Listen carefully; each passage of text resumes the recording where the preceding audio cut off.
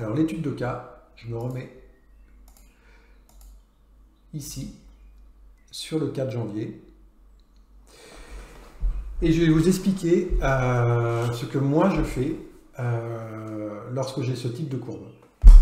Vous voyez, ce matin, assez rapidement, j'espère que vous le voyez, assez rapidement, je suis passé dans le rouge. D'après vous, quel était mon état émotionnel, même avec l'expérience, etc. Ben, en plus, devant rendre des comptes tous les midis avec vous, c'est l'objectif que je me suis fixé, mentalement, j'étais pas tip top. Bon, je me suis mis reconcentré, c'était un trade perdant, j'ai bien tradé, il n'y a pas de problème là-dessus, mais j'étais pas à l'aise. Et ensuite, regardez, j'ai lancé un autre trading, je suis arrivé pratiquement à flat. Ok.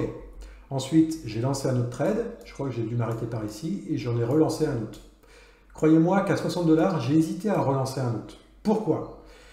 Parce que mon état émotionnel, ici, j'ai connu le rouge sur ce compte ce matin. Ensuite, je suis passé dans le vert. Me connaissant, il n'y a rien de pire, même si j'étais ici, que de repasser dans le rouge après. Il n'y a rien de pire pour moi que de repasser dans le rouge pour devoir retravailler le compte, essayer de repasser dans le vert. Donc, quand je suis passé dans le vert ce matin, dans ma tête, c'était pas tout de go, faire les 150 $, 150 $, 150 $. Non. J'ai vraiment, je me suis dit, essayons de prendre du trade, on va dire 5 étoiles, 4 étoiles, sans trop me mettre en risque. Et je veux absolument éviter, c'est jamais facile, hein, on ne peut pas le savoir, mais vraiment de me remettre dans le rouge parce que je sais qu'émotionnellement, le fait de repasser dans le rouge, c'est pas cool.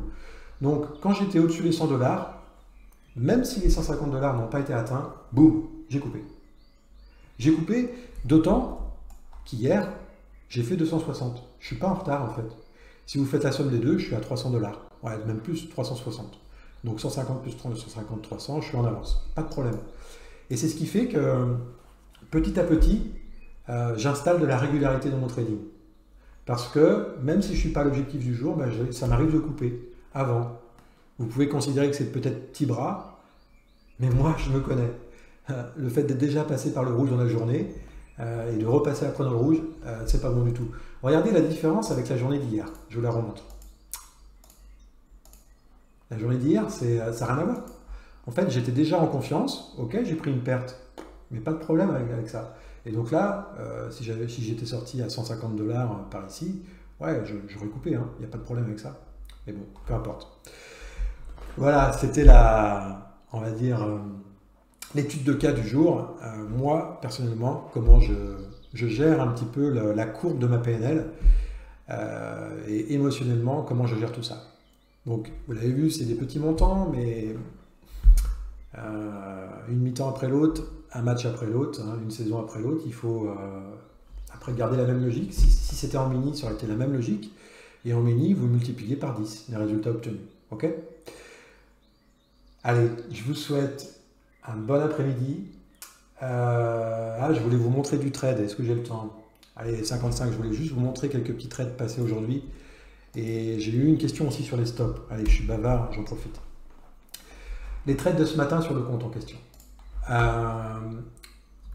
Excusez-moi, je vais vite là-dessus. Donc, le trade de ce matin.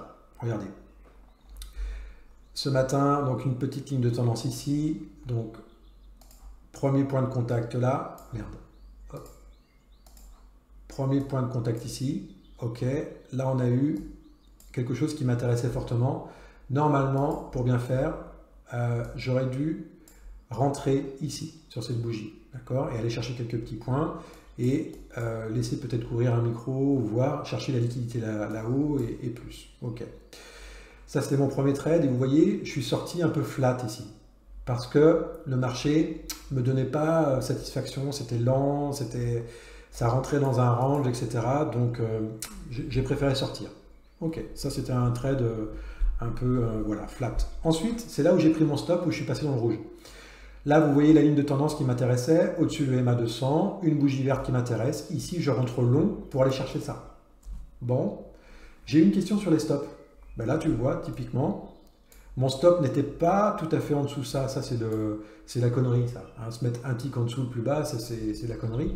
Et essayer de voir un petit peu plus large, soit là, et dans le meilleur des cas, peut-être ici, hein, dans le pire des cas, pardon, peut-être un peu plus bas. Mais à un moment donné, quand vous n'êtes pas dans le bon sens, il faut sortir. Il faut sortir.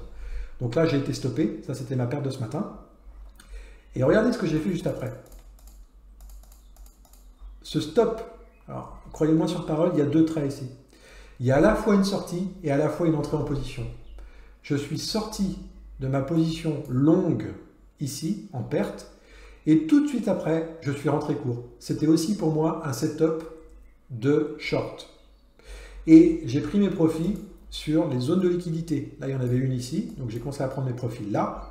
Et la deuxième zone de liquidité était ici. Donc j'ai pris mes profits ici. Et le dernier micro, j'ai dû le sortir là. D'accord? Ok. Ensuite, là, petite impulsion, petit pullback. Ici, on repasse par le haut. Là, j'ai eu un signal d'achat. On repasse sur le MA 200. Et je suis allé chercher les premières zones de liquidité. Ici. Là, j'ai coupé mes positions. D'accord? C'est comme ça. Hein. Moi, je ne reste pas longtemps en pause. Et puis la dernière pause, c'était un achat. Ici, je voyais qu'on faisait un range. Je vais vous le tracer. OK. On a travaillé, on a fait un creux ici, on a retravaillé. Là, on était pour moi dans une phase de consolidation, d'accumulation. Ici, j'avais une bougie qui m'intéressait pour viser un minima ça. Donc, je me suis placé. Et ensuite, alors vous voyez l'exemple de tout à l'heure, du stop à la mèche là.